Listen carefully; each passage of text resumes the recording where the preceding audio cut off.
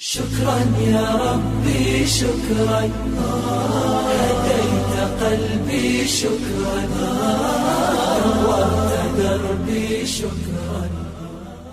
Bismillahirrahmanirrahim. Assalamualaikum warahmatullahi wabarakatuh. Alhamdulillahi rabbil alamin. Segala puja puji hanya milik Allah yang maha menatap, maha dekat, maha menyaksikan. Dialah Allah subhanahu wa ta'ala yang menciptakan kita, mengurus diri kita setiap saat. Tidak lepas sesaat pun kita dari pengetahuan Allah. Tidak lepas sesaat pun diri kita dari genggaman Allah. Dialah Allah yang maha sabar. Walaupun Allah tahu persis kita melupakan Allah, tahu persis kita sering mengkhianatinya, tapi kita tetap ditutupi aib, dosa, kekurangan, sehingga kita masih dihargai oleh orang lain semata-mata karena Allah masih menutupi aib kita. Dan Allah yang maha baik menuntun pertemuan ini terjadi. Tidak ada pertemuan ini kecuali Allah yang menghendaki. Setiap langkah bisa menggugurkan dosa, langkah lain mengangkat derajat, dan Allah menjanjikan majelis ilmu, majelis zikir adalah salah satu tempat taman surga Allah mengampuni dosa hamba-hambanya. Semoga pada saat ini Allah yang maha menatap, yang tahu persis siapa diri kita, mengampuni semua dosa kita dan membuka hati kita agar selalu yakin, hakul yakin kepada Allah subhanahu wa ta'ala. Allahumma salli ala Sayyidina Muhammad wa ala alihi wa ashabihi ajma'in. Terima kasih Ustadz Haikal yang Allah ciptakan dengan keunikannya, kepolosannya yang beresiko. Saya tidak bisa ceramah seperti beliau yang segala disebutin. Ada bagiannya masing-masing, begitu Ustadz ya. Alhamdulillah. Sahabat yang baik, kita kaji nomor 170 ya, tentang nafsu. Ini rada ngejomplang dengan ceramah beliau, nggak apa-apa ya. 170 dan 171. Fadhal Ustaz. Bismillahirrahmanirrahim. Kitab Al-Hikam pasal 170 pada halaman 128. Bismillahirrahmanirrahim. Hadzun nafsi fil ma'siyati zahirun jaliyun wa hadduha fil ta'ah batinun khafiyun wa mudawatu ma yakhfa sa'bun ilaji. Bagian nafsu dalam perbuatan maksiat itu lebih jelas dan terang. Tapi bagian nafsu dalam perbuatan taat itu halus dan samar. Dan untuk mengobati yang samar itu amat sukar menyembuhkannya. Salah satu yang paling membahayakan bagi kita adalah yang samar dalam taat itu adalah riya. Sudah berulang kali dibahas dalam kajian kita dari hadis Sahih Bukhari tentang 3 kelompok yang pertama kali dihisab. Yang pertama adalah yang merasa mati syahid. Sesudah ditampakkan nikmat-nikmat yang Allah berikan kepadanya dan dia mengakui, lalu ditanyakan, apa yang kau lakukan? Ya Allah, saya sudah berjihad sampai terbunuh di medan perang. Saya lakukan karena engkau. Jadi tidak kurang keberaniannya, tidak kurang perjuangannya, tidak kurang pengorbanannya, tapi Allah subhanahu wa ta'ala mengatakan kadzabta, dusta kamu, bohong kamu. Kamu berjuang karena ingin disebut pahlawan, dan sudah engkau dapatkan itu di dunia. Di akhirat diseret dalam keadaan tertelungkup dan jadi ahli neraka. Nauzubillahi min dzalik. tidak kurang beraninya, tidak kurang perjuangannya terhadap Islam, tidak kurang pengorbanannya, bahkan nyawa dikorbankan, dan tidak kurang pengakuannya. Saya lakukan karena Engkau ya Allah. Tapi Allah wa huwa alimun bidatis sudur. Allah tahu semua isi hati. Wa asiru qaulakum awizharu bih innahu alimun bidatis sudur. Mau engkau rahasiakan kata-katamu, mau engkau jaharkan, Allah tahu isi hati. Tidak ada kebohongan sama sekali kepada Allah, tidak bisa. Semuanya diketahui oleh Allah, termasuk lintasan hati yang paling halus sekalipun. Allah tahu di balik gegap gempita teriakannya, di balik gegap gempita perjuangannya, yang dicari adalah pengakuan makhluk. Ingin dianggap pemberani, ingin dianggap pahlawan, ingin dianggap mujahid. Jadi hatinya dia tidak mencari keridhaan Allah, tapi yang cari kedudukan di sisi makhluk. Ini jihad fisiknya luar biasa, tapi jihadun nafsnya dia lemah dan kalah. Maka hati-hati hadirin sekalian, kalau nanti ada demo-demo lagi atau perjuangan, jangan terlalu keras teriakannya dan terlalu banyak selfie-nya. Pakai pakaian lengkap, lebih banyak dipotret. Sedang kemana-mana dia nyampah, dia bersikap di sana tidak kelihatan indahnya akhlak, tapi dipotret seperti indahnya pejuang. Hati-hati, bukan tidak boleh selfie ya. Tapi kalau tidak hati-hati, kita lebih mencari kedudukan di sisi follower daripada mencari kedudukan di sisi Allah Subhanahu wa Ta'ala. Halo, kenapa jadi melongo begini? Siapa yang kedua dihisab? Orang yang belajar agama dan mengajarkannya seperti Ustadz Haikal, Ustadz Abdul Somad, Ustadz Adi Hidayat, dan Ustadz-Ustadz yang lain, termasuk saya. Kelihatannya kita bekal yang kedua, Ustadz. Nggak bisa lari. Allah takdirkan kita belajar agama, Allah beri kesempatan kita bicara agama. Ini adalah ujian dari Allah, Ustadz. Bukan karena kehebatan kita. Saya dan Ustadz Haikal duduk di sini pasti karena Allah nutupin aib dan dosanya. Kalau dibuka aib saya, bubar majelis ini. Beneran. Maka jangan sekali-kali bangga kalau dihormati orang lain. Karena yang terjadi adalah tutup Allah yang dihormati, bukan diri kitanya. Ada yang ditampakkan nikmat oleh Allah dan dia mengakuinya, lalu apa yang kau lakukan? Ya Allah, saya belajar agama dan saya mengajarkannya. Saya belajar Quran dan saya membacanya. Kadzabta, dusta kamu, bohong kamu berdakwah, belajar agama dan dakwah. Ingin disebut alim, ingin disebut ulama, ingin disebut dai kondang, ingin disebut mubalik terkenal, disebut ustadz keren, dan itu sudah engkau dapatkan di dunia. Di akhirat diseret dalam keadaan tertelungkup tuh jadi ahli neraka. Jadi tidak semua yang dianggap ustadz itu bekal selamat. Tidak semua yang hebat ilmu agamanya bekal selamat. Tidak semua yang gegap gempita dakwahnya bisa jadi ahli surga. Kenapa? Ilmu tidak kurang, dakwah tidak kurang, yang kurang cuma satu, tapi fatal. Dia yang kurang hatinya lebih merindukan penilaian makhluk daripada penilaian Allah Subhanahu wa Ta'ala. Makanya kalau orang sudah senang dengan penilaian makhluk, itu bisa dalam terang-terangan, bisa dalam ketersembunyian juga tetap riya. Dan yang baca Quran hati-hati, tidak semua qori-qoriah selamat.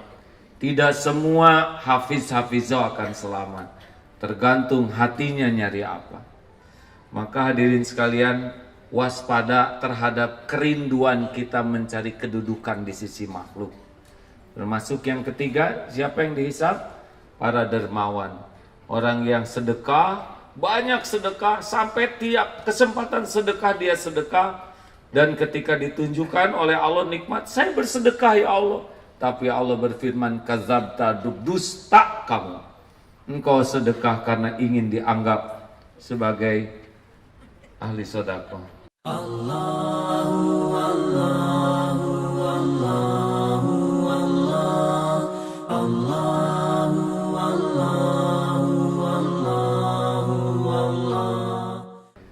Jadi harus hati-hati.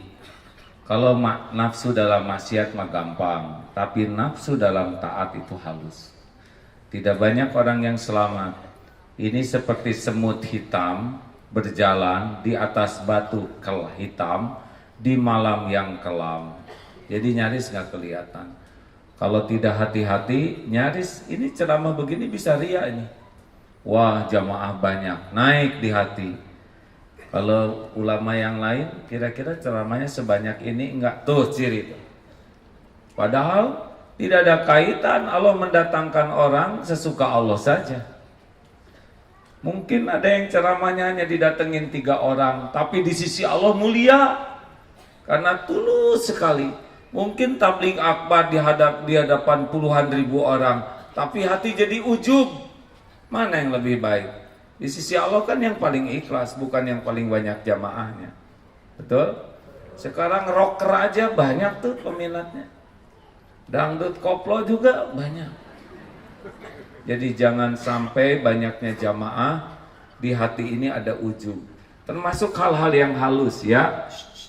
Misalkan karena kita sudah senang belajar agama, jadi merasa kalau beli sesuatu tuh ingin dimurahkan. Saya kan ketua majelis taklim, korting dong. Justru majelis taklim yang sedekahnya nggak lebih banyak. Saya kan pimpinan yayasan, coba dong ada di diskon. Apa perlunya kita aksesoris agama membuat kita ingin mendapat fasilitas duniawi? Halo? Nggak boleh. Justru makin tinggi derajat keimanan, bukan ingin diperlakukan spesial, tapi memperlakukan orang jadi spesial. Bisa hilang tuh nanti pahalanya di dunia. Bukankah selama di dunia engkau dimudahkan, mau makan disiapkan, mau belanja dibayarkan, beli bensin di full tankin. Itu bisa jadi kebaikan kita udah dibalas tuh di dunia dengan kelapangan dan kemudahan itu. Jadi jangan ngarep-ngarep dengan ibadah, ingin semua jadi menghormat, ingin urusan jadi mudah, barang-barang jadi murah. Jangan ingin imbalan dunia dari ibadah kita, itu pun bagian dari nafsu. Hadirin sekalian, bagaimana cara mengatasi supaya ikhlas? Masih ingat rumusnya? Acungkan tangan, ada yang baru pertama kali datang hari ini? Alhamdulillah, terima kasih. Sudah takdirnya ketemu sekarang. Boleh saya ulangi 5 cara supaya latihan ikhlas? Jawab, kalau boleh, boleh, kalau tidak, tidak. Hadirin, jangan membuat saya jadi keras suaranya. 1, latihan jangan ingin selalu diketahui orang. Ada yang sunnahnya diketahui, apa? Amalan wajib. Amalan fardu sunnah, jadi tidak perlu ke masjid diam-diam rahasia, nggak perlu. Karena ketahuan mau kemana, mau ke masjid bilang, mau sholat duhur, mau sholat subuh, itu bagus. Tapi amalan sunnah tidak harus semua orang tahu. Misalkan buka waktu maghrib, buka saum sunnah, alhamdulillahirabbil alamin. Walaupun hanya dengan sate, nikmat luar biasa. Benar gitu? Subhanallah, dengan karunia Allah saya sudah 15 juz. Perlu gitu orang lain tahu? Termasuk lihat potret Ka'bah. Waktu itu saya sholat di sini nih ya. Nah ini dulu belum ada bangunan ini ya. Nggak ada yang nanya. Tidak harus diketahui orang seluruh amal kita. Makin banyak amal rahasia, makin bagus. Kalau semua amal kita diketahui orang, itu ciri-ciri memang kita masih menikmati orang tahu. Sedekah, ada orang tahu tidak apa-apa. Tapi yang tidak diketahui orang, usahakan lebih banyak. Bahkan istri pun tidak usah tahu. Suami tidak usah tahu kalau itu haknya. Anak tidak usah tahu. Harus punya amal yang dicontohkan Nabi dan kita bisa rahasia. Seperti tangan kanan dan tangan kiri tidak tahu. 2, jangan ingin selalu dilihat orang. Tadi diketahui. Kalau diketahui itu informasi. Kalau dilihat ada fisik. Silakan dicek. Ada orang, tidak ada orang, sama atau tidak. Kalau ada orang lebih bagus, tidak ada orang tidak bagus, berarti karena orang. Bu, bolehkah ibu-ibu ingin kelihatan cantik? Untuk siapa? Suami siapa? Kok ketawa jawabannya? Kenapa ketawa Ustaz? Tidak boleh ngetawain ibu-ibu. Ibu-ibu ini antar, boleh kalian? Boleh. Untuk suami siapa? Leng tadi. Karena dia jadi ingat di depan suami nggak gini-gini amat ya. Kalau ada orang sholatnya jadi khusyuk, tidak ada orang lebih gesit, itu ciri-ciri. Ada orang ngajinya jadi merdu, tidak ada orang nggak ngaji malah. Kalau ada orang lihat sedekahnya besar, tidak ada orang tidak sedekah atau jadi sedikit, itu ciri-ciri itu. Bahwa kita memang lebih sibuk ingin dilihat orang. Makanya kalau kita ada orang jadi jaim, tidak ada orang lebih lagi. Misal sedekah, pas saudara ngeluarin 100 ribuan, ada orang rada lama masukinnya atau dikebet-kebet dulu. Hati ria nih, oh saya tadi bagus karena ada orang. Alhamdulillah. Tidak ada orang, keluarin 500 ribu. Ya Rob, hanya engkau yang tahu. Masukin potret dulu, tren. Ah itu gagal. Kenapa harus pakai potret ya? Ada suami, enggak ada suami, Allah ada. Suami lihat, suami enggak lihat, Allah lihat. Orang yang belajar ikhlas sama aja. Ada atasan, tidak ada atasan, ada Allah. Dilihat orang, tidak dilihat orang, sama. Kalau ada orang, tidak ada orang, beda. Ciri-ciri kurang ikhlas. 3, jangan ingin dipuji. Puji, caci, ember jatuh, sama. Hanya getaran udara yang merambat ke telinga. Tidak ada efek apa-apa secara fisik maupun psikologis kita, kecuali yang memang enggak ikhlas. Bu, terutama ibu-ibu yang baru ngaji sekarang ya, yang lain udah diam, udah tahu diam, awas, jangan ganggu ya. Bu, kalau ibu masak untuk suami, udah masak dari pagi, disediakan dengan cara yang terbaik, ditata dengan terindah. Giliran Mas, sarapan dulu, ada waktu Bu, banyak urusan di kantor, lain kali aja ya, maaf ya, pergi aja. Bagaimana perasaan ibu? Bahagia atau kecewa? Sedih atau gembira? Perih atau tidak? Nah itu teh sebanding dengan tingkat ketidakikhlasan. Kalau orang ikhlas, apa ruginya? Niat udah dicatat oleh Allah, masak sudah disaksikan oleh Allah. Ibu capek, Allah udah tahu, benar? Ibu nata, Allah udah lihat, semuanya udah dicatat. Hanya memang bukan rezeki suami. Jadi suami nggak makan. Tadinya ini tambah pahala buat istri yang ikhlas. Pas nggak dimakan, alhamdulillah. Maaf ya Bu, saya nggak bisa sarapan di sini. Alhamdulillah Mas. Ya silakan Mas, nggak apa-apa. Mudah-mudahan nanti dapat rezeki yang berkah ya Mas. Tinggal dimakan ya oleh ibu. Jarang kan ibu menata makanan sendiri. Ini serius Pak. Makanya selamat menderita, bagi orang-orang yang hidupnya sibuk dengan penilaian makhluk dan itu tidak pernah ada ujungnya.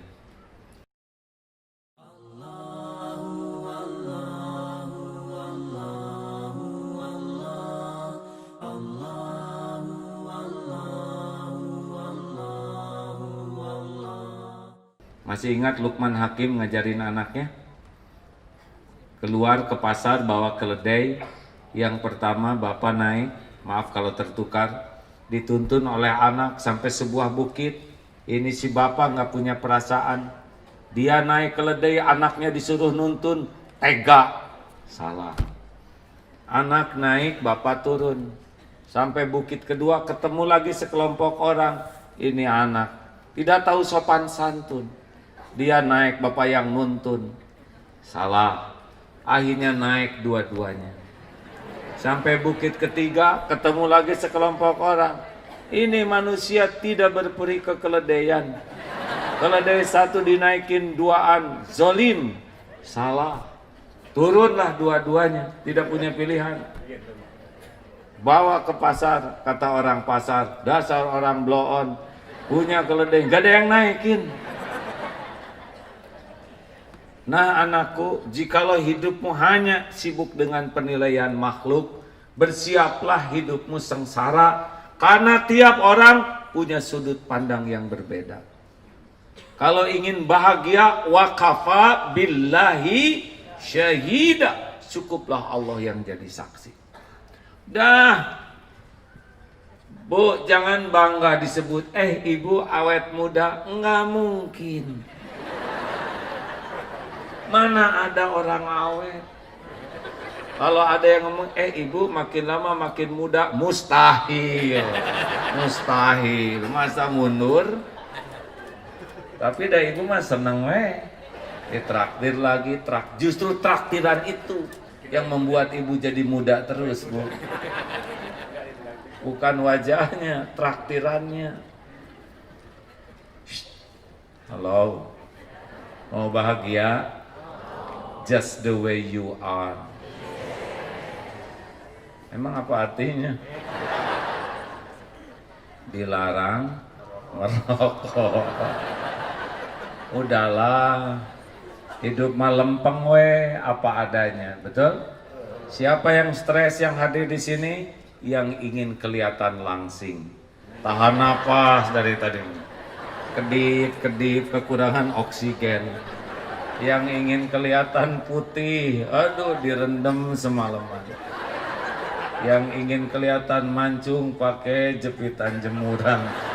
Udahlah, lempeng aja. Masih ingat cerita tentang yang rumahnya di Perumnas?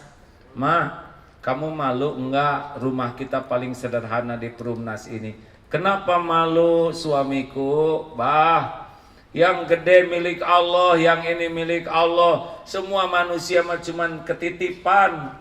Alhamdulillah kita dititipi rumah tipe 36 ini. Berapa banyak yang tipenya tipe 2x1 atau RSSS yang pas mau masuk ternyata keluar. Yang gak punya rumah berapa banyak. Kamu nggak malu mah rumah sederhana? Kenapa malu, Pak? Alhamdulillah dengan rumah sederhana ini, satu, susah sombongnya. Apa yang mau disombongin? Hah? Dua, nggak ada yang iri sama rumah kita. Apa yang mau diiriin? Tiga, gampang ngurusnya, Pak. Lihat, ngepel juga, seret beres. Empat, dengan sederhana begini nggak diminatin maling. Berapa kali maling masuk ke rumah kita dan prihatin, bisa nyumbang dia. Dan yang kelima, Pak, rumah sederhana ini insya Allah ringan hisabnya. Apa yang mau dihisab? Piring 5, ya, sendok 2. Lihat orang yang belanja ke supermarket, makin banyak belanjaannya, makin banyak hisabnya, perhitungannya, betul? Bu, Bu, bahaya mana gelang berlian atau karet gelang? Jawab, ibu pengen gelang berlian. Tegang Bu, Garong tuh minatnya sama berlian, bukan sama karet gelang. Belum riaknya. Coba itu. Makanya hidup mah proporsional saja. Yang punya gelang sok pakai, ya nggak apa-apa. Tapi nggak usah ria. Udah rezeki dari Allah, betul? Lempeng, enak hidup tuh. Oh, kenapa dong pakai sorban? Saya pakai sorban menghormati majelis ini, bukan supaya dipuji. Belum tentu orang muji kepada saya pakai sorban. Ada yang kayak Pangeran di Ponorogo, ada yang nyangka ngikutin A.A. Jimmy, macam-macam, kebalik-balik. Yang ada yang sangka kecelakaan di perban. Dalah hidup mah, berpakaian itu bukan untuk dipuji. Berpakaian yang baik itu untuk menghormati. Beda antara pengen dipuji dengan menghormati. Bu, Ibu, jujur awas ya. Lamaan mana dandan dengan sholat sunnah? Lelaki nggak usah ketawa, berarti itu dengki ya. Jujur, khusyuan mana sholat dengan dandan? Mau ngebohong nggak berani ya. Ibu kan Unif. Gimana sih?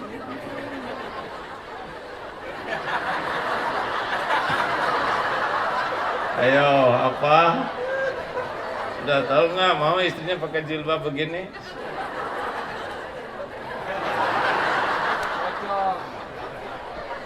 Jilcong ya. Udah jangan ngomongin pocong, bisa ada. Dah, jangan sibuk dengan pujian. Gimana kalau orang muji kita? Ya alhamdulillah. Gimana kalau orang menghina kita? Alhamdulillah. Penghinaan orang kepada kita lebih sederhana dibanding kehinaan kita yang aslinya, betul? Coba dengerin orang yang menghina, nggak ada apa-apanya. Saya mah udah kenyang dihina orang ya. 7 tahun dibully. Yang ngebulinya juga datang sekarang. Udah, jangan suka ngungkit-ngungkit lah ya.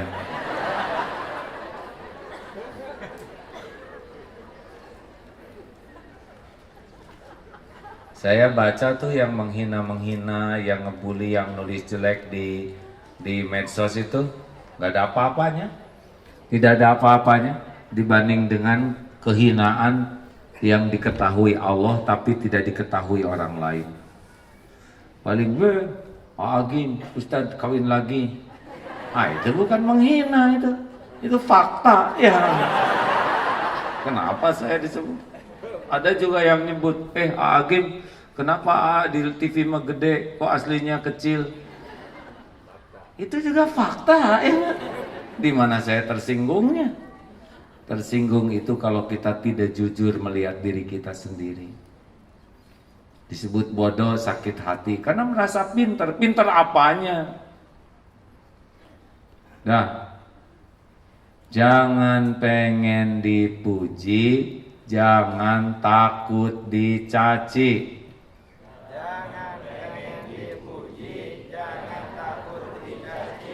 Dan nggak apa-apa. Tapi dia ngomongnya menghina, biarin, itu mulut dia. Kita punya mulut sendiri. Kenapa capek mulut orang? Kita pikirin. Tapi dia ngomongnya jelek. Ngomong apa? Monyet. Kita kan bukan monyet ya kan? Berarti dia belum tahu monyet. Tinggal jawab, bukan, beres. Kita tersinggung karena menjiwai ya kan? Ya kan? Yang tersinggung yang mirip kan? Sok, orang gendut disebut kurus nggak tersinggung. Kurus biasa aja. Tapi orang gendut, gemrot, tersinggung dia karena mirip. Kenapa disebut monyet tersinggung? Karena kalau nggak merasa mirip mah pede. Monyet bukan. Assalamualaikum. Teori emang gampang, aslinya mah enggak dongkrak aja.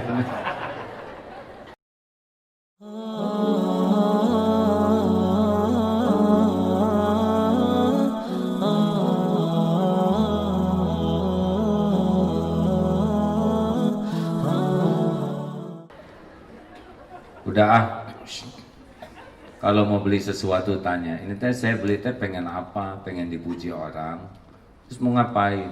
Apalagi sampai nyicil demi dipuji orang, mau ngapain? Orang yang muji nggak pernah bantuin cicilannya, tetap aja kita yang nyesek, bener? Ini serius. Bagaimana wanita pakai bulu mata palsu? Ya terserahlah. Saya nggak akan ikut campur, tapi hati-hati ya, karena itu kan seperti bawa barbel kalau tangan itu kan bisa berotot nanti ini. Silakan tanya aja kenapa saya nggak mau ikut campur urusan wanita, tapi bolehlah ditanya apa sih yang saya cari. Saya takut kelihatan tua. Udah tua. Jangan takut kelihatan tua. Tua itu harus sesuatu yang kita nikmati. Beruban, keriput, itu bukan sesuatu yang kita takuti. Itu sesuatu yang kita nikmati. Karena perbuatan Allah. Benar? Nggak mungkin kita bayi seumur hidup. Bu, Ibu, jangan takut jadi tua. Kenapa? Karena udah jadi. Saya tadinya nggak ngomong-ngomong gitu, ini ngomong. Jangan ganggu, Pak. Just the way you are. Punya motor jelek, nggak usah nyari semak-semak. Datang ke kantor duluan, paling semak-semak, tutupin pakai dedaunan. Mau ngapain nyiksa diri? Terima. Terima. Jangan minder dengan dunia. Mau apa? Semuanya cuma titipan Allah. Nggak ada yang punya apa-apa di dunia ini. Makanya jangan pernah kagum sama kekayaan orang. Alhamdulillah saya emang nggak kagum tuh dengan kaya, pangkat, jabatan. Alhamdulillah perasaan tuh ini kan cuma sama-sama manusia. Nebeng hanya dikasih topeng berbeda-beda. Sama-sama nggak punya apa-apa. Asalnya setetes mani, ujungnya jadi bangke, kemana-mana bawa cuman itu. Serius hadirin. Kalau kita udah nggak kagum enak hadirin. Yang dikagumi Allah. Inna akramakum indallahi atqakum. Al-Hujurat ayat 13. Sesungguhnya orang yang paling mulia di antaramu di sisi Allah adalah orang yang paling takwa. Itu yang kita kagumi. Siapa yang paling disiplin akidahnya, disiplin ketaatannya, disiplin menjauhi maksiat, itu yang harus kita kagumi. Kenapa? Karena dia adalah orang yang dikagumi Allah. Kalau dunia mah biasa garong dikasih, penjahat dikasih, zolimin dikasih, manusia keji dikasih, ateis dikasih. Apa hebatnya dunia ini kan? Kalau saja dunia ini ada harga sesayap nyamuk saja, maka orang-orang yang ingkar ke Allah itu tidak ada dikasih minum walaupun seteguk, saking gak ada nilainya, oleh Allah bagiin saja. Bagaimana mungkin kita kagum dengan sesuatu yang gak ada apa-apanya, benar? Wah kalau gitu kita hormatin. Kita menghormati orang bukan kekayaannya, karena manusianya. Jangan, ya presiden, manusia ditangkap saudara oleh Mas Pampres ya. Nggak usah ngomong gitu, lihat aja manusia gitu, nggak usah diomongin. Ke supermarket, ini semua milik Allah. Ya Allah, saya minta coklat. Tetap bayar, tetap aja. Kita tetap sunatullah lakukan.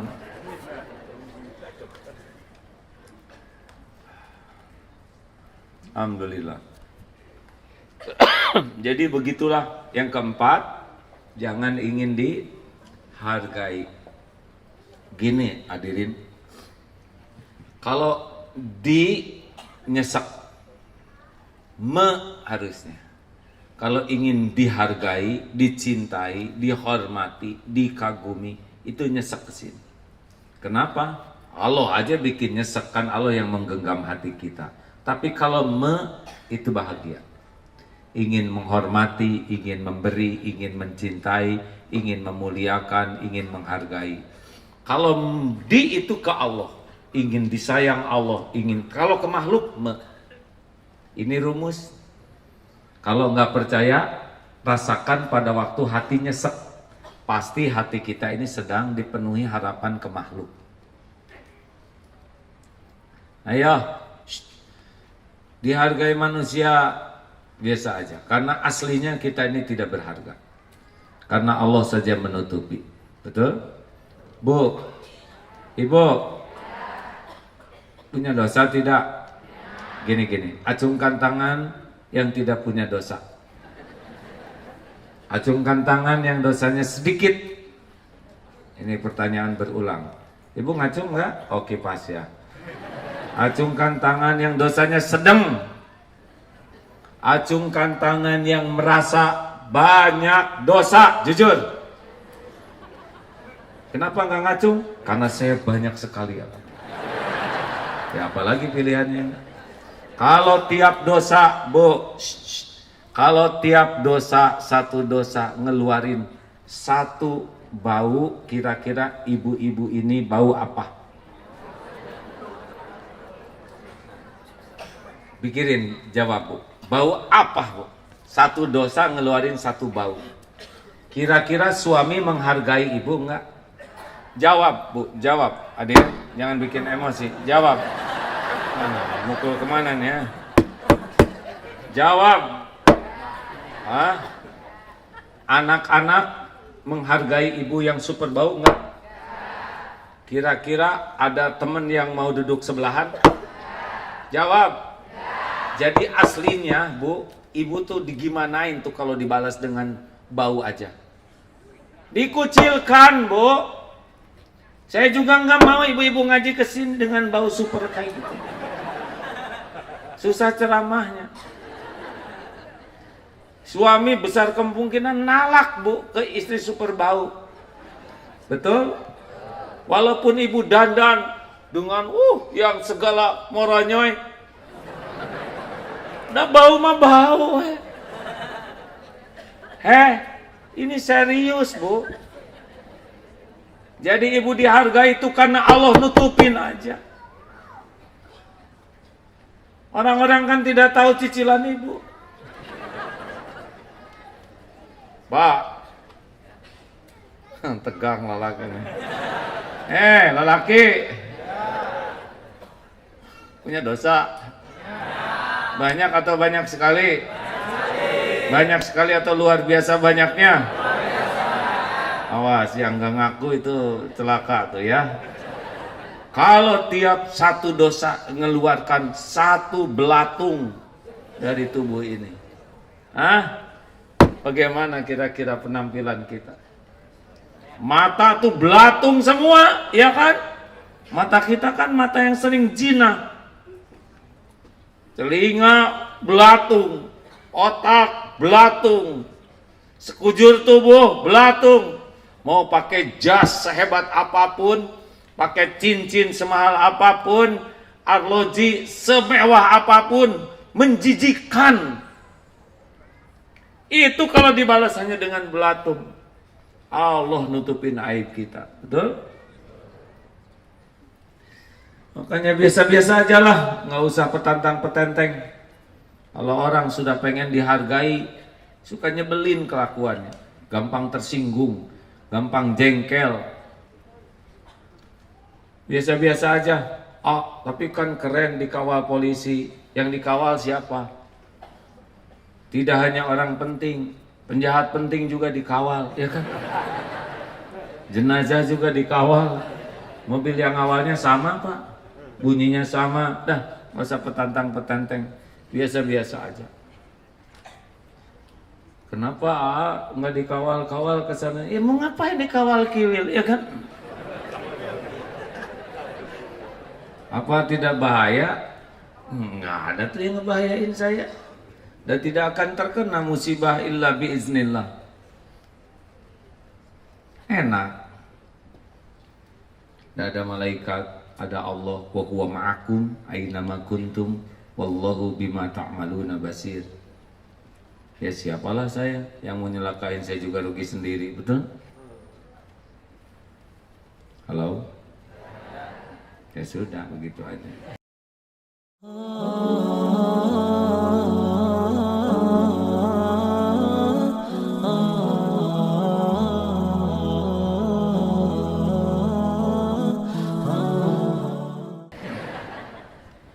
Terakhir, jangan ingin dibalas budi.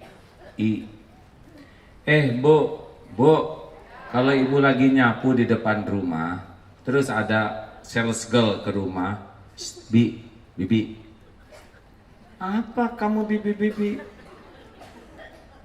Tuan rumah ada enggak? Saya tuan rumahnya tahu. Iya Bi, saya juga mengerti Bibi ingin dianggap tuan rumah. Ini tuan rumah yang asli. Kurang ajar kamu. Kenapa marah? Hah? Disebut Bibi kenapa? Kenapa marah? Itu karena sombong. Emang profesi Bibi kenapa? Kita aja perlu. Dan ibu dengan Bibi itu, dengan pembantu itu kan cuma masalah takdir, Bu. Kalau ibu lahir di orang tua pembantu, ibu lagi ngepel nih sekarang. Nggak usah petantang-petenteng kita ini ya. Bapak juga lagi nunggu jemputan mobil terbarunya, nyender di motor. Datang nih, Bang, anterin dong ke sana ke Cipularang. Apa lo? Mau penumpang nggak Bang? Siapa gue? Ke tukang ojek. Enak aja lu, nggak usah marah. Biasa aja. Emangnya ojek hina? Nah, kita tersinggung karena kita sombong. Ini pernah dulu ya ada pengalaman, zaman jahiliyah. Suatu saat diundang di sebuah balai kota. Ini tahun 2004-an lah waktu diuji dengan popularitas selebritis ya. Naik motor, undangan nih. Cegat oleh Hansip, stop. Saya diundang Pak di sini. Pak, parkir di motor di luar, di sini tidak boleh. Buka helm. Saya Abdullah Gimas, Abdurrahman parkir di luar. Rupanya jarang nonton TV dia. Parkir di luar. Sok keren saya nih hadirin. Seorang penting, ternyata si abang mah nggak pernah nonton TV. Abdurrahman, di itu parkir. Coba itu. Kalau kita merasa sok penting kayak gitu hasilnya. Oleh Allah diatur kayak gitu hadirin supaya tahu diri lah. Kenapa ngelanggar? Foto di sana kenapa pengen spesial ke sana? Karena merasa penting. Udahlah biasa-biasa aja ya. Pangkat jabatan dipergilirkan. Kalau yang mau pensiun biasa aja. Karena kalau nggak pensiun juga orang sebel liatnya. Harus pensiun. Iya kan? Dengerin ya. Kalau tidak salah Ali bin Abi Thalib, semoga Allah meridhoinya, pernah mengingatkan, ya Ali, siapa temanmu? Wah, saya belum tahu siapa teman saya. Karena dunia masih ada di genggaman saya. Nanti kalau dunia sudah tidak ada, kita tahu sahabat. Saya ngerasain tuh Pak, zaman Agim dulu tuh ya, babak diuji dengan popularitas. Wah, berdatangan. Antri 2.000 sehari itu, mama mau dipotret ya. Wah, duta besar Presiden Amerika berdatangan, pada ingin ketemu. Dikasih oleh Allah heboh yang waktu itu tuh ya. Tenang hadirin, sah menurut agama, sah menurut negara tuh asli tuh. Jelbet, heboh, wah pada pergi. Itu mah Pak, telepon gak diangkat, SMS gak dibalas, shoot berkurang.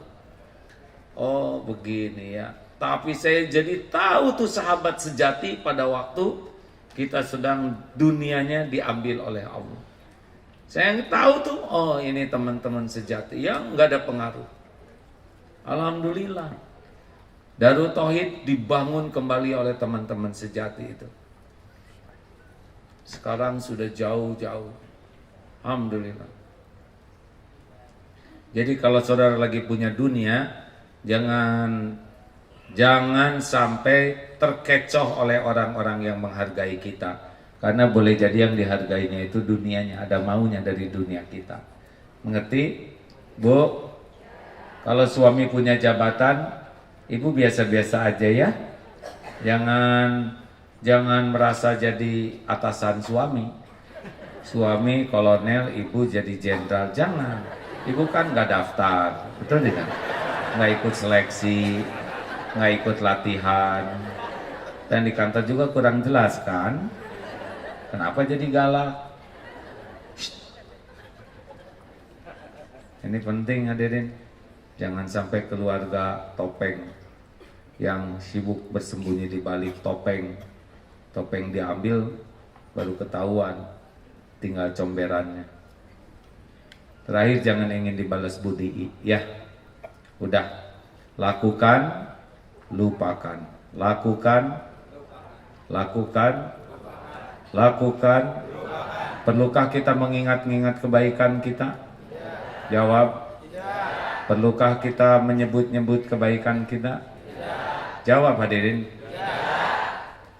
Kalau kita mengingat kebaikan kita ke orang lain, hati jadi tenang atau jadi nggak enak? Kalau mengingat kebaikan orang ke kita, Allah suka. Hati kita bahagia. Kalau kita mengingat kebaikan kita ke orang, Allah tidak suka. Maka hati kita gelisah. Karena aslinya bukan kita yang berbuat baik, tapi Allah yang berbuat baik dan kita diuji jadi jalan. Itu rumusnya. Membangun masjid, Allah yang bangun masjid, kita diuji jadi jalan. Kalau kita merasa ini masjid saya, pasti nggak enak di hati. Karena Allah tidak suka.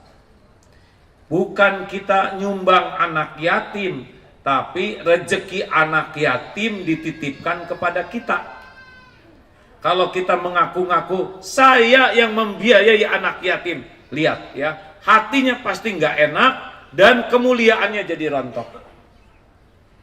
Tapi kalau bapak penyumbang, itu udah rezekinya, saya sih cuma ketitipan aja, dijamin hati jadi tenang. Betul? Pesantren Darut Tauhid. Wah, Agim ngebangun Darut Tauhid. Enggak. Itu Darut Tauhid sudah tertulis di Lauh Mahfud sebelum saya diciptakan. Udah beres. Saya sih nebeng aja.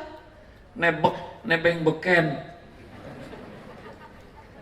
Enggak kebayang membuat pesantren sebesar itu gimana? Dengan biaya ratusan miliar setiap tahun. Dari mana? Ngurus orang sebanyak, gak kepikir oleh saya. Saya mikir, tapi kalau lihat aneh kok jadi kayak gini pesantren. Allah yang ngatur. Nebeng saja kita. Jangan merasa ya, sesudah kami bekerja keras membangun pesantren berdoa. Iya. Biasa wemen. Alhamdulillah, Allah lah yang mengatur. Allah mendatangkan orang-orang, Allah mendatangkan para dermawan, Allah mendatangkan para intelektual, Allah yang menggerakkan. Tinggal ikut bersyukur aja dan tobat. Fasabbih bihamdi rabbika wastaghfir. Kalau kita dapat kesuksesan, fasabbih bihamdi rabbika wastaghfir. Satu, sucikan Allah. Jangan merasa ini karena kesucian kita, kehebatan kita. Dua, fasabbih rabb bihamdi, puji Allah. Ini adalah karunia Allah, min fadli rabbik.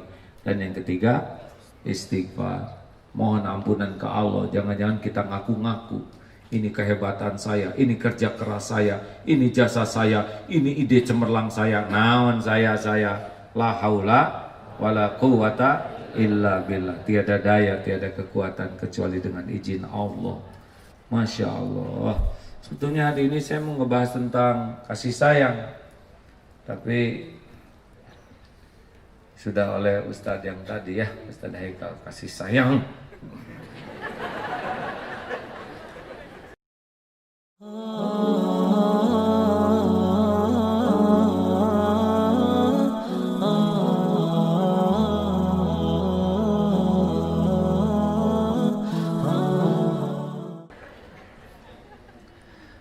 Hadirin, perpolitikan Indonesia saat ini sedang masa menegangkan bagi yang tukang polatak politik. Saya mendengar ini dari dua belah pihak tuh lagi stres-stresnya. Karena sekarang tanggal berapa? 7, 8, 9, 10. Kita belum punya capres nih. Makanya mau ngapain rakyat ribut? Calonnya aja belum ada. Halo? Jangan panik hadirin, kita belum punya calon nih. Capres, belum punya. Belum ada yang jelas kan? Makanya cool dalam situasi apapun.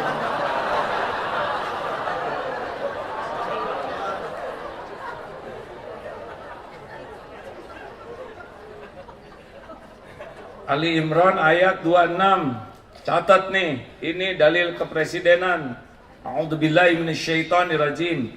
Qulillahumma malikal mulk tu'til mulka man tasya' wa tanzi'ul mulka mimman tasya' wa tu'izzu man tasya' wa tudhillu man tasya' biyadikal khair innaka ala kulli syai'in qadir. Ini katakanlah qulillahumma malikal mulk, wahai Allah Maharaja pemilik segala kekuasaan, Engkau berikan kerajaan, kekuasaan kepada siapa yang Engkau kehendaki. Engkau ambil kekuasaan dari siapa yang Engkau kehendaki. Engkau muliakan siapa yang Engkau kehendaki, dan Engkau hinakan siapa yang Engkau kehendaki. Biyadikal khair, di dalam genggamanmu lah ya Allah segala kebajikan. Innaka, sesungguhnya Engkau ala kulli syai'in qadir, maha kuasa atas segala sesuatu. Tenang hadirin. Katanya negara ini dasarnya Pancasila. Kalau ngomong pilpres harus ngomong ketuhanan. Keluar dalil ini, betul? Mau tahu pidato kenegaraan nanti malam? Simak di ILC ya. Nanti malam saya dipaksa harus ikut ke sana.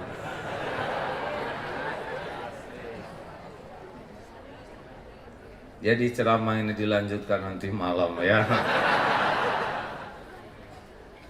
Sebetulnya saya tidak tertarik sama acara nanti malam, udahlah, tapi diundang maksa dan sesudah diskusi dengan beberapa ulama harus hadir katanya. Bolehlah hadir tapi jangan di ujung.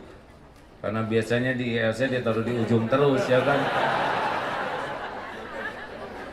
Saya udah ngantuk, penonton udah tidur baru ngomong. Baru mau nanti syaratnya adalah gak boleh kemalaman. Saya harus bobo ya.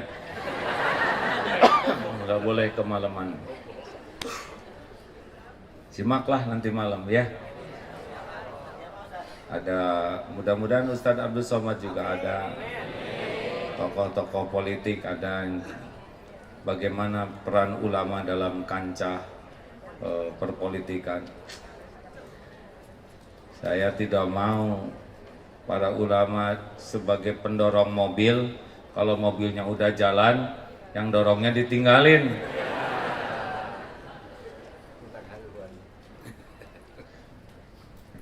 Enaknya jadi orang netral beginilah hadirin. Bukan netral sebetulnya ya. Saya juga berpihak satu kepada akidah supaya umat tidak rusak akidahnya gara-gara pilpres. Yang kedua berpihak kepada akhlakul karimah, umat jangan sampai rusak akhlaknya gara-gara pilpres. Dan yang ketiga berpihak kepada ukhuwah, jangan sampai persaudaraan kita rusak gara-gara pilpres. Benar? Tidak boleh. Jadi itulah keberpihakanku ya. Dah, gitu. Yang ngomong politik. udah ngomongnya juga tadi. Silakan Bapak Ibu. Oh, ini laporan ya. Kita kalau di sini tidak diperlihatkan mobil kita di Palestina enggak ya? Kita sudah punya mobil klinik di Jordan Palestina perbatasan karena orang yang di pengungsi itu susah sekali untuk dapat akses pengobatan. Bersamaan itu di Indonesia juga silakan siapkan dana untuk sedekah saudara kita di NTB ya. Siapkan dana semaksimal mungkin. Kita akan memberikan alas tidur, selimut, petugas silakan 50.000 lembar, terpal 6x8 5.000 unit untuk tenda darurat. Tim medis yang dikirim oleh Darut Tauhid 50 orang, obat-obatan 50.000 paket, ambulan kita akan mengirim 5 juga ke sana, air mineral, makanan siap saji 5.000 paket per hari, pampers dan untuk ibu-ibu 5.000 pieces. Nah ini velvet dan sebagainya kita kirim. Ini rombongan kita sudah berada di sana dari sesudah gempa terjadi. Dulu saya tidak pernah pusing dengan follower dan likers atau sharer di Facebook, di medsos. Ternyata dengan 11,7 juta follower ini efektif untuk menjangkau berbagai belahan penjuru bumi. Maka sekarang lebih aktif di medsos. Keuntungannya di medsos, pertama lebih efisien, dan yang kedua tidak iklan. Ya, kalau di TV kan jaga pandangan, keluar dari iklan sampo. Rusak. Baru juga dilarang memandang malah melotot. Tapi kalau di medsos, nah saudara silakan gabung. AA aktif di Facebook, Twitter, Instagram, pokoknya AA Gim official. Dan kalau Facebooknya KH Abdullah Gim Nasir. Kenapa pakai KH? Udah nama saya udah banyak yang make ya. Sampai nggak kebagian saya pakai nama saya sendiri. Yang ada contreng birunya ya. Silahkan like dan share. Itu yang paling penting.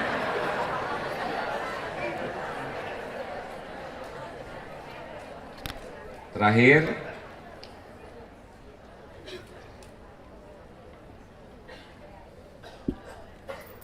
doakan supaya negeri ini diberikan oleh Allah pemimpin yang terbaik. Yang paling penting pemimpin kita itu yang paling takut kepada Allah. Kalau takut ke Allah beda dengan takut ke orang. Kalau takut ke orang akan lari dari orang, kalau takut ke Allah akan mendekat ke Allah. Sebetulnya kalau boleh sih cari pemimpin yang sholat subuhnya berjamaah di masjid. Iya, karena itu ciri beriman. Tapi kalau Jumatan aja berarti dia cirinya Islam. Tapi kalau sholatnya di rumah berarti lelaki soleha. Ini agak kurang wibawa.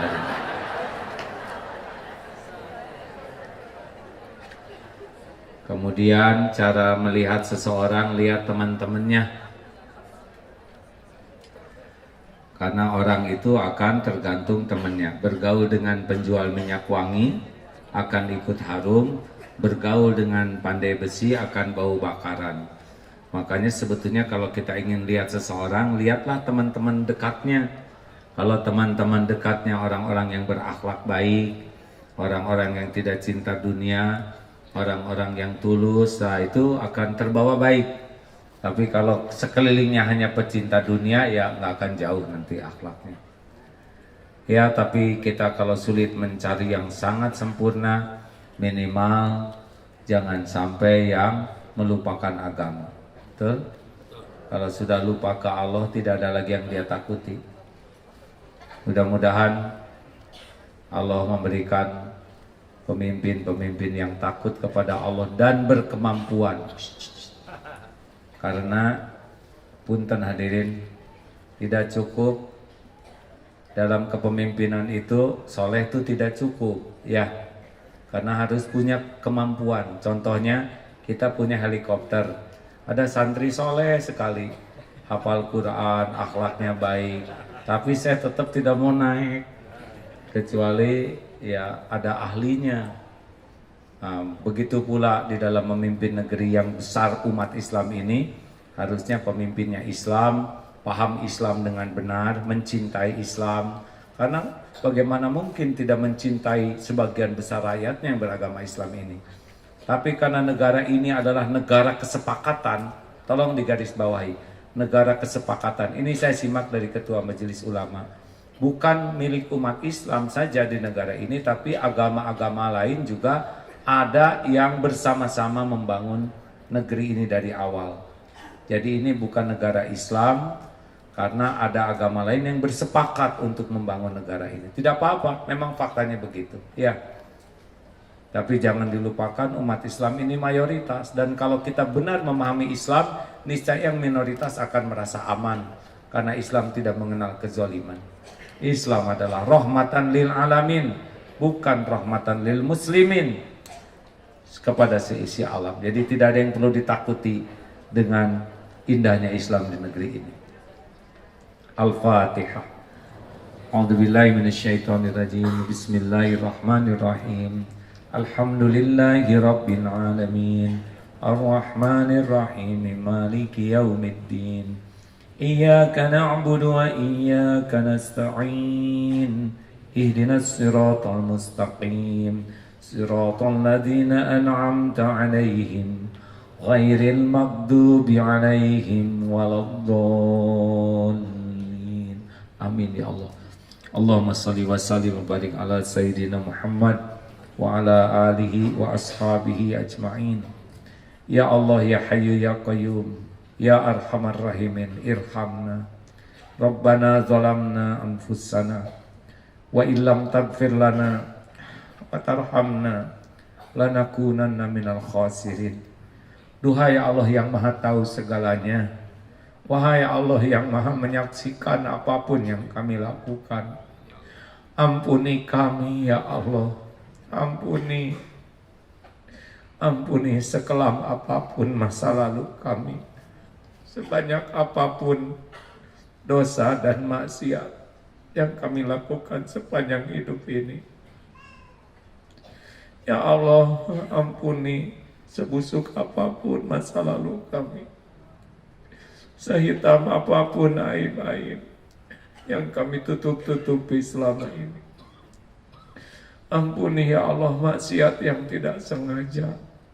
Ampuni maksiat yang masih sengaja kami lakukan, padahal kami tahu itu dosa.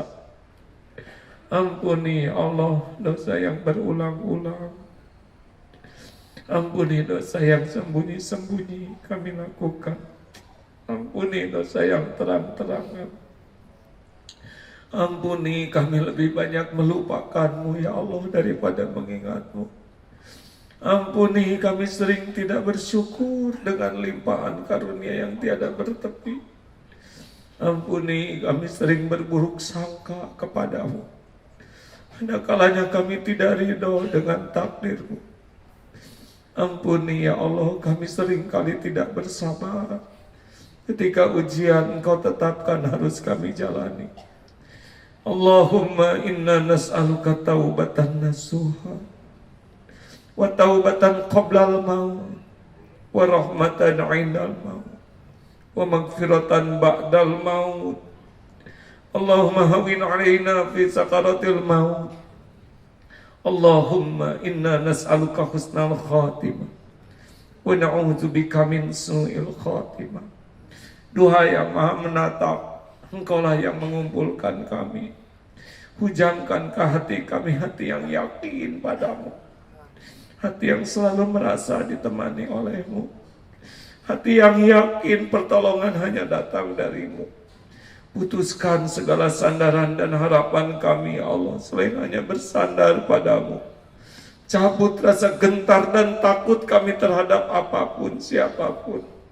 Selain takut jauh dari-Mu ya Allah, takut tidak bisa pulang kepadamu. Ya Allah, berkahi sisa umur kami, berkahi majelis ini ya Allah. Jadikan saat ini saat mustajab doa, Engkau maha dekat, Engkau maha mendengar. Kabulkan siapapun yang munajat ini ya Allah. Taqabbal minna ya karim, innaka antas samiul alim. Wa tub alaina innaka antat tawwabur rahim. Amin.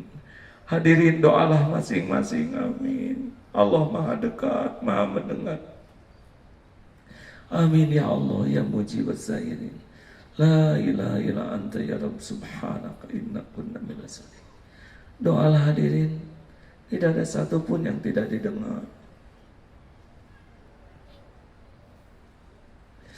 Doakan orang tua hadirin, pasti menunggu doa kita.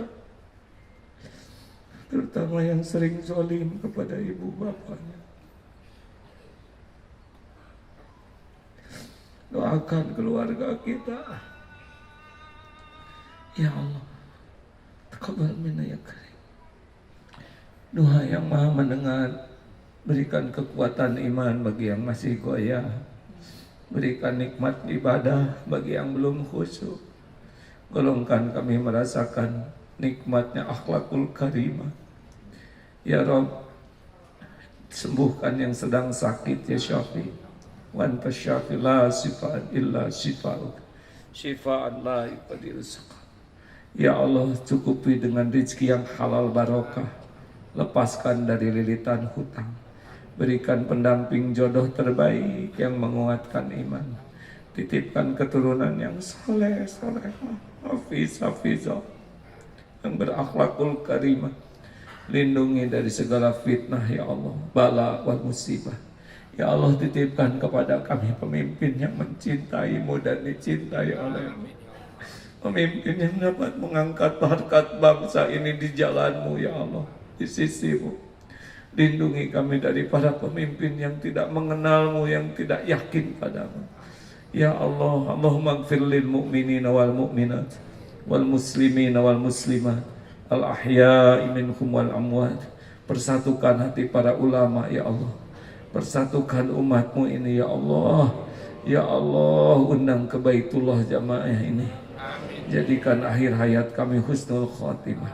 Wa na'udzubika min su'il khatimah. Rabbana atina fid dunya hasanah wa fil akhirati hasanah wa qina adzabannar. Subhana rabbika rabbil izzati amma yasifun. Wassalamun alal mursalin walhamdulillahi rabbil alamin. Alhamdulillah, terima kasih Bapak Ibu. Rencananya hari Ahad berangkat ke Tanah Suci. Kali ini undangan Raja Saudi. Mudah-mudahan ada takdir kita jumpa lagi. Kalaupun ada takdir lain, saya tidak bisa pulang kembali ke tanah air. Mudah-mudahan kita bisa ketemu di surga nanti ya. Kalau ini yang terakhir kalinya dalam hidup saya bertemu dengan saudara-saudara sekalian, minta maaf sebesar-besarnya dan semoga apapun yang terjadi nanti husnul khotimah. Assalamualaikum warahmatullahi wabarakatuh. Waalaikumsalam. Assalamualaikum. Bersama Saling Sapa TV.